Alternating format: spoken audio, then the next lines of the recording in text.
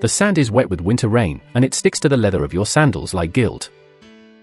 In a low room on Bethlehem's outskirts, oil smoke crawls along plaster walls, stinging the eyes. Someone outside shouts in Latin, sharp, bored, official. A dog barks twice, then stops, as if it has been paid to forget. And then, small as a spark in a flood, an infant cries for the first time. Not a hymn. Not a halo. A cry. On the table beside the lamp sits a document, a registration notice, wax-sealed, smudged by travel and sweat. Rome is counting bodies tonight, and when an empire counts, history flinches. I'm Professor Adrian Lockwell. In the archives of humanity, we don't begin with legend. We begin with evidence, paper, seals, coin, and the decisions people made while their breath fogged in the cold. Our entry point is not an angel in the rafters. It is an administrative tool of control, the census notice. And our question is as dangerous as it is simple. How did a localized birth tradition, argued over, written down decades later, contested line by line, become a civilizational hinge that still organizes calendars, laws, moral instincts, and power? Because if you can trace that path, you can recognize the mechanism that still moves us now. And the clock is already ticking. Rome is counting taxpayers. Herd is counting threats. Villages are counting grain. Soon, a new movement will count martyrs. Hold the document in your mind as if I've slid it across a war room table. Imagine its texture, papyrus fibers, the dull sheen of ink, the impression where a stylus pressed too hard. It does not glow. It weighs. This is the kind of artifact that changes a family's root, changes where a child is born, changes which stories later sound plausible. And it's the kind of artifact that provokes an argument the moment you take it seriously. Did a census like this happen when the tradition says it did? Would it have forced travel? Did it even exist in that form? Already, you can feel two worlds colliding, sacred memory and imperial paperwork. That collision is our case.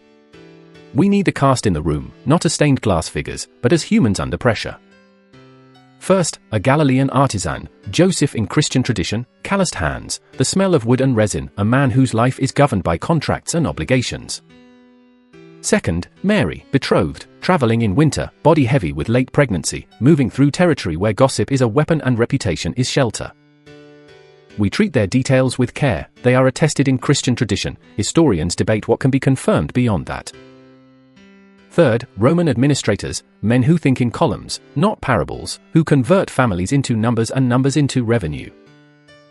Fourth, Herod the Great, client king of Judea, builder, survivor, violent risk manager, a man who can expand the temple platform and order an execution before the mortar dries. Fifth, local Judeans living inside sectarian tension, Pharisees, Sadducees, Essenes, and currents that will later be called zealot, each with a different answer to the same question: how do you live holy under foreign boots? And sixth, quiet, but decisive, later authors shaping memory into meaning, the gospel traditions we call Mark, Matthew, Luke, John. Not stenographers.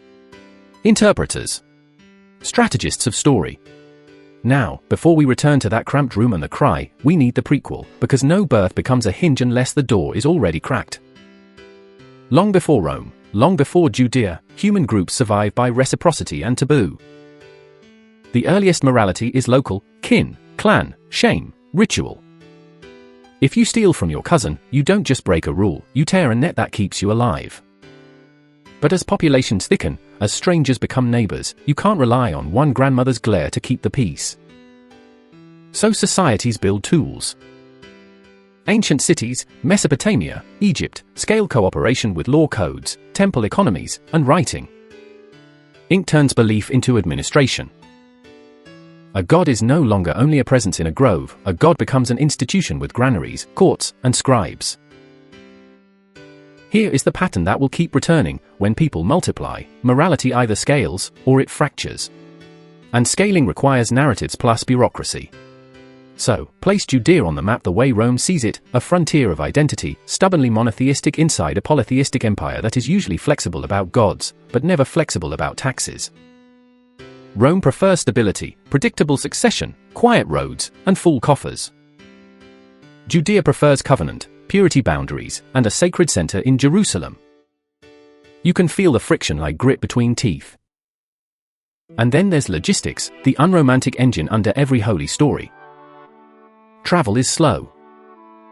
Roads are dangerous. Winter amplifies risk, mud, swollen streams, cold nights that punish the poor first. A pregnant woman on the road is not a symbol, it is an emergency. So when Luke frames the birth with a census, he is not merely decorating. He is pulling a lever that changes everything about plausibility, urgency, and who holds power in the scene. But can that lever bear the weight? Herod can.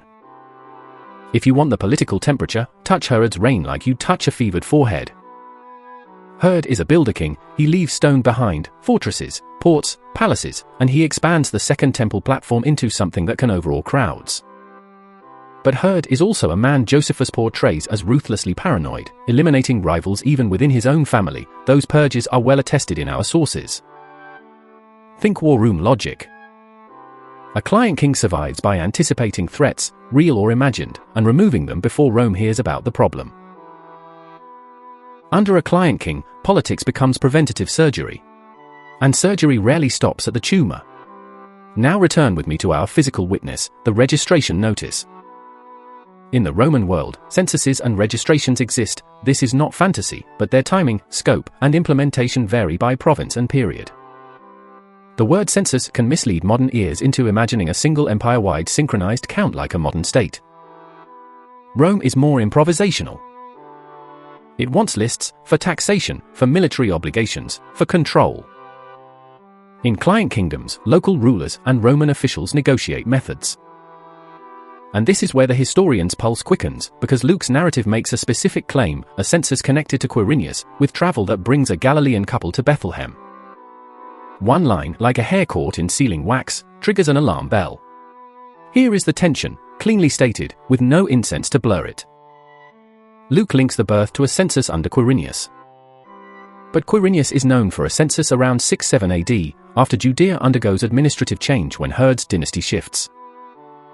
Meanwhile, Matthew places the birth under Herod the Great, who likely dies for BC, though scholars debate details at the margins.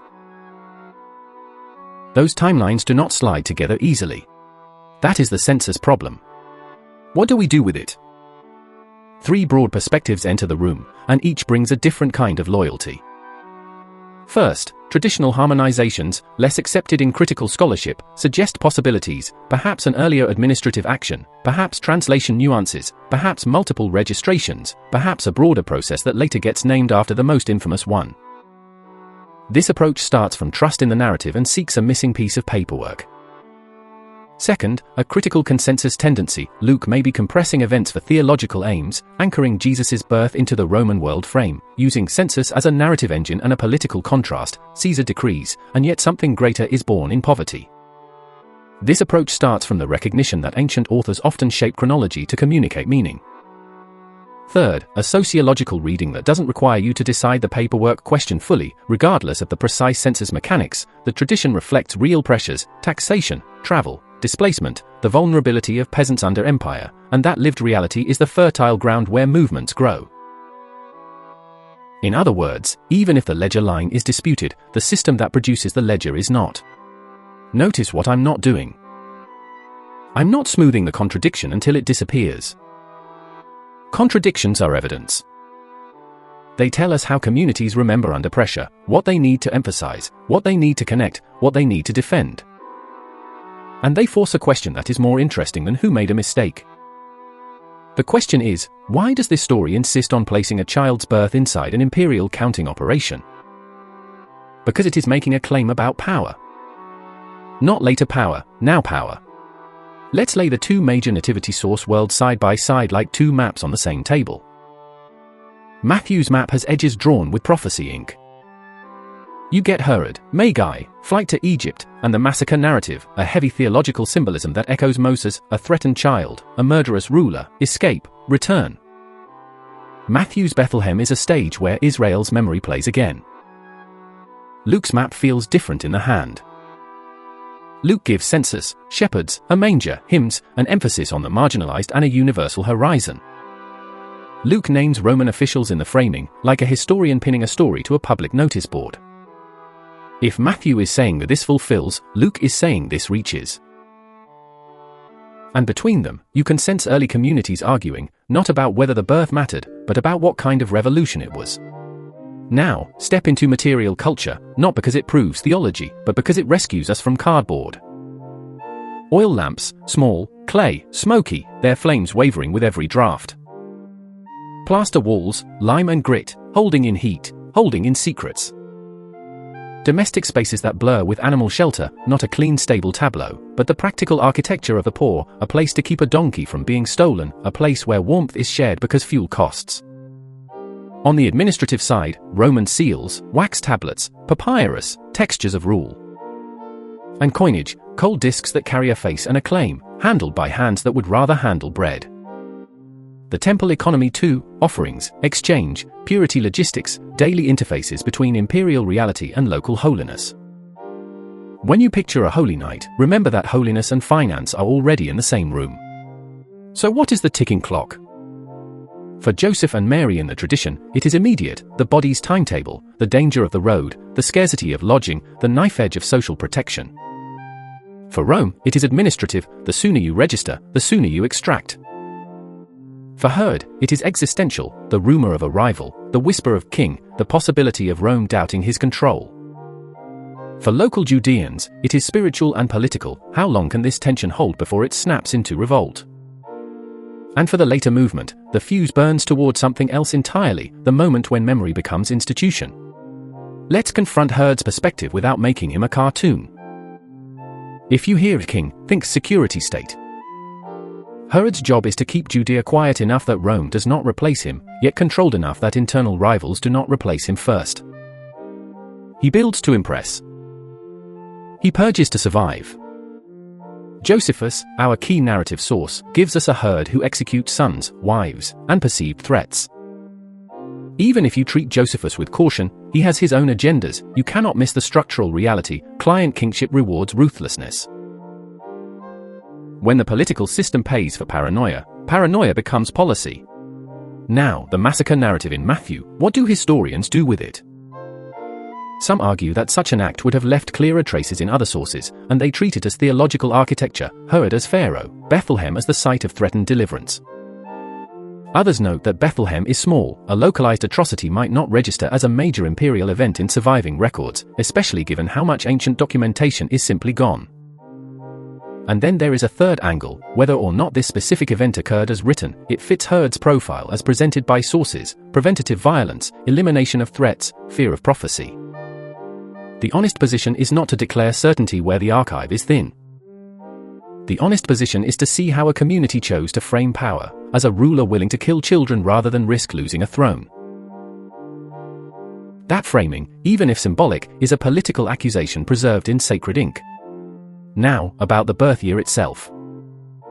If Herod dies for BC, then any birth under his reign likely sits earlier than AD 1. That does not debunk the story, it exposes something more revealing, the hinge year is not neutral arithmetic. The calendar is power.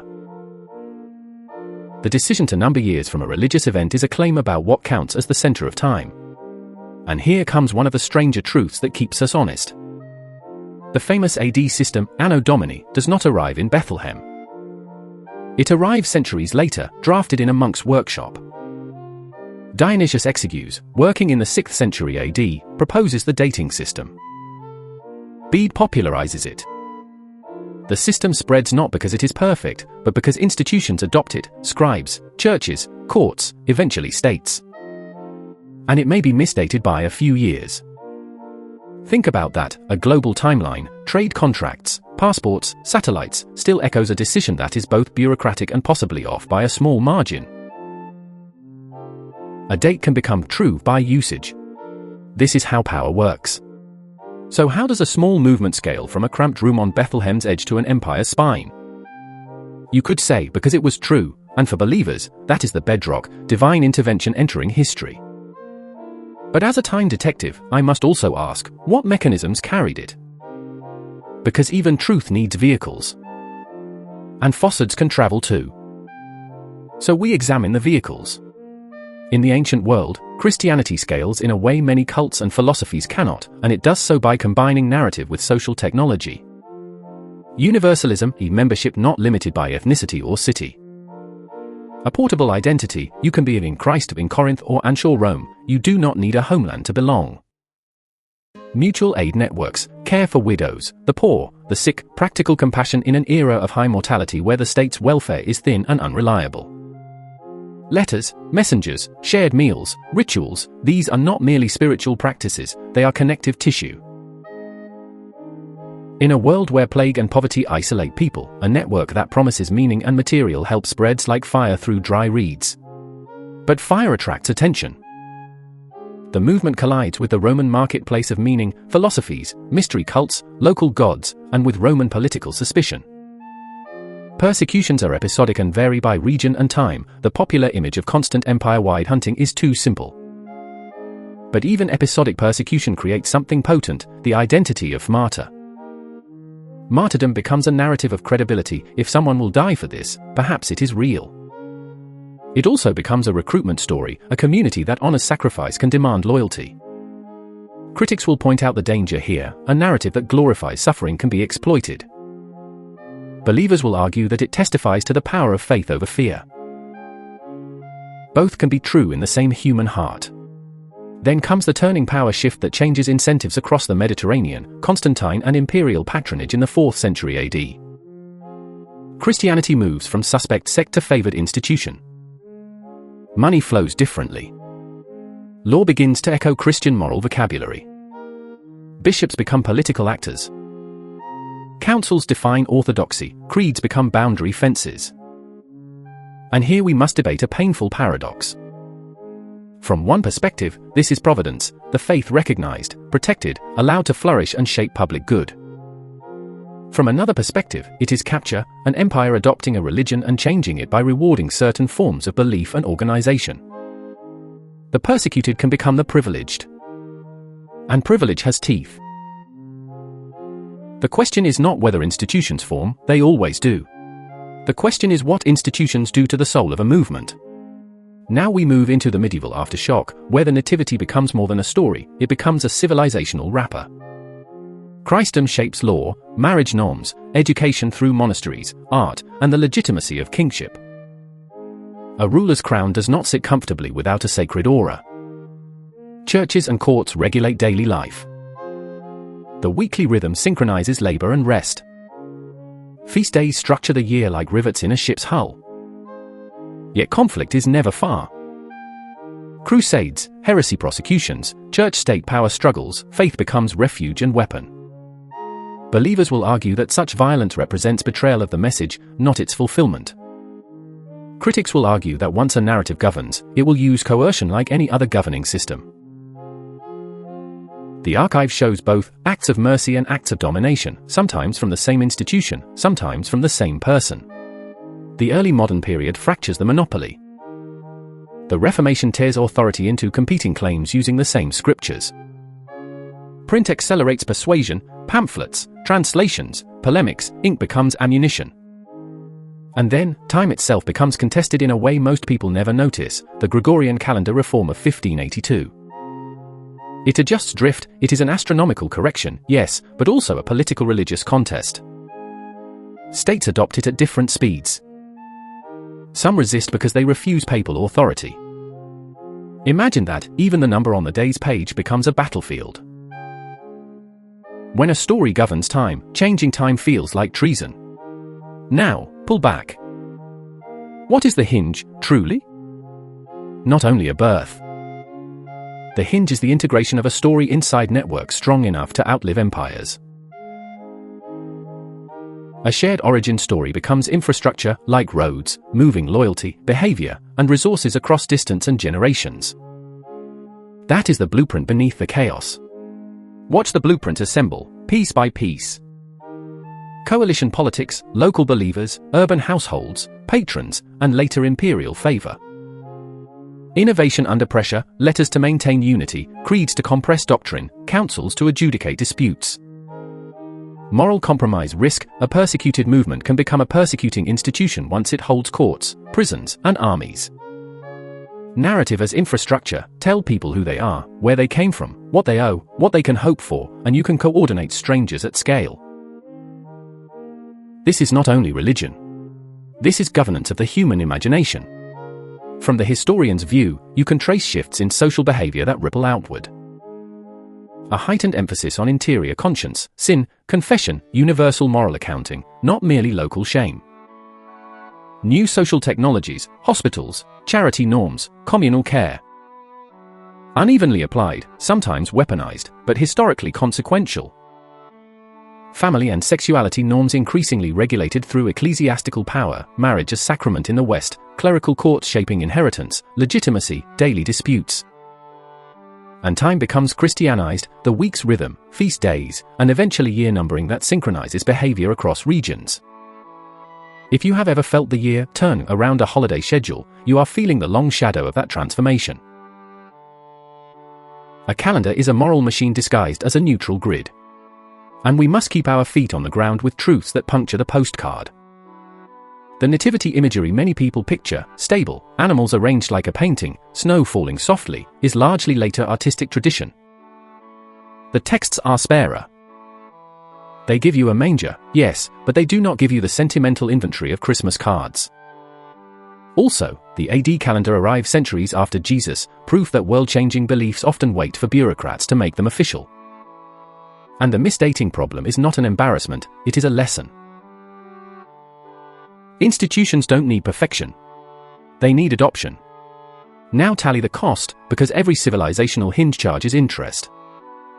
Belief scaled through empire can bring literacy, care institutions, and shared ethics.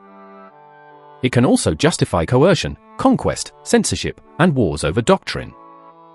It can shelter the vulnerable and police the intimate. It can inspire forgiveness and also sanctify punishment. If you want a clean story, you will be disappointed.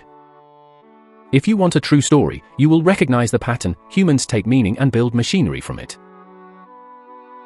And machinery, once built, does not ask whether its first builders were saints. So where does that leave us with the census notice on the table and the baby's cry in the cold air? We return to the conflicting perspectives and hold them in tension, because each reveals something. Believers, the birth is divine intervention that changes the moral fate of humanity. The census, the manger, the poverty, these are not obstacles but signatures. God enters at the bottom, not the top. Critical historians, the birth narratives are meaning-making texts, revealing community needs and theology more than courtroom-grade biography. The census linkage may be literary strategy, anchoring a universal savior into the imperial frame, connecting Bethlehem to David, making a theological claim about kingship versus Caesar. Sociologists, regardless of metaphysics, the movement's institutions and norms reshaped cooperation at scale. Mutual aid, identity portability, moral accounting, and later state adoption, these are social engines. Each perspective answers a different question. And the archive is large enough to hold all three without collapsing. Now I give you the verdict, not as a command to believe, but as a finding from the case file. In the archives of humanity, we don't ask you to kneel, we ask you to look.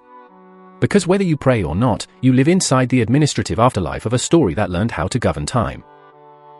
That story learned to travel on roads made of letters, charity, ritual, and eventually law.